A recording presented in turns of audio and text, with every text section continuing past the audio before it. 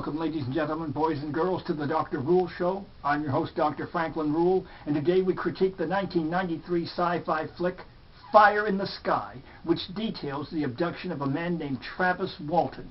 His abduction occurred on November 5th, 1975 in Snowflake, Arizona, where he is working as a logger. He claims that he was abducted for several days.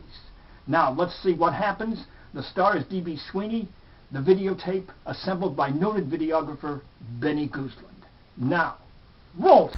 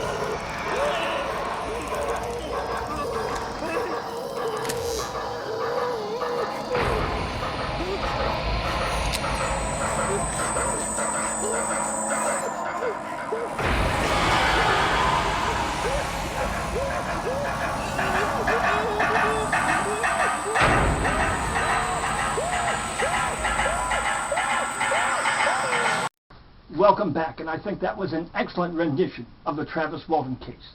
On the Rule scale, where first magnitude's best, 10th magnitude worst, Fire in the Sky from 1993 garners a 4th magnitude rating. Now, I should tell you that there's a great deal of controversy surrounding the Walton case. Ufologists are even split on this. One reason there's skepticism is because that he failed a polygraph test, and that was covered up. So, if I had to make a decision, I would say I'm also skeptical. But I do believe the universe is teeming with life, so it's conceivable that alien abductions are taking place. I've been present at 2 hypnotic regressions of abductees and was most impressed. Also, there's a study a few years ago by a professor at Georgetown University of abductees. He found that many suffered post-traumatic stress syndrome and did not want to talk about the cases. So some of the strongest instances of abduction may actually be hidden because people don't want to talk about them. And those cases where individuals are going around on the lecture circuit and writing books may be fabricated, but I certainly think there's something to it. Now you ask, why would ETs be abducting humans? Well, perhaps they need genetic material because their own race is dying and they have to revivify it. Or perhaps they're implanting control devices in humans, as has been reported, in an eventual takeover of our planet. Or thirdly, they're simply studying human beings without any harm intended, although some abductees have reported serious physical complications as a result of their experience. But I certainly think there's something to it. Now for the trivia question of the day, let me extricate it here from its paper prison. The question, how many Egyptian dynasties were there? Multiple choice, 10, 20, 30, 40, or 50. Now the only prize for the correct answer, 1 pat on the back that you'll have to administer to yourself. A heck of a lot better than a slap on the belly with a wet trout. Now, speaking of ancient Egypt, we have Pharaoh Thutmose III. Back in 1482 BC, he and his men were in the Egyptian desert carrying out maneuvers when suddenly bright, burning circles of fire started to appear overhead. This lasted several days, and each day there were more of them. They were soundless and each about 16 feet in diameter, suggesting that these bodies were actually space shuttles. Now, one of the hieroglyphs discusses how Thutmose was taken aboard one of these rings of fire, ascended into the sky, and observed the earth below. He was then returned safely. So this may well have been a friendly alien abduction from 3,500 years ago, yes. And again, my contention, life is the common denominator of the cosmic backdrop. This is certainly a possibility. And as far as that trivia question go, again, how many Egyptian dynasties? 10, 20, 30, 40, or 50? There are exactly 30. Thutmose III from the 18th dynasty. There's an additional 31st, the Macedonian dynasty, which included Cleopatra and 6 other gals along the way, also named Cleopatra. How about that? Now, let's open up the vault of strange deaths. It says, don't try to cheat your insurance company.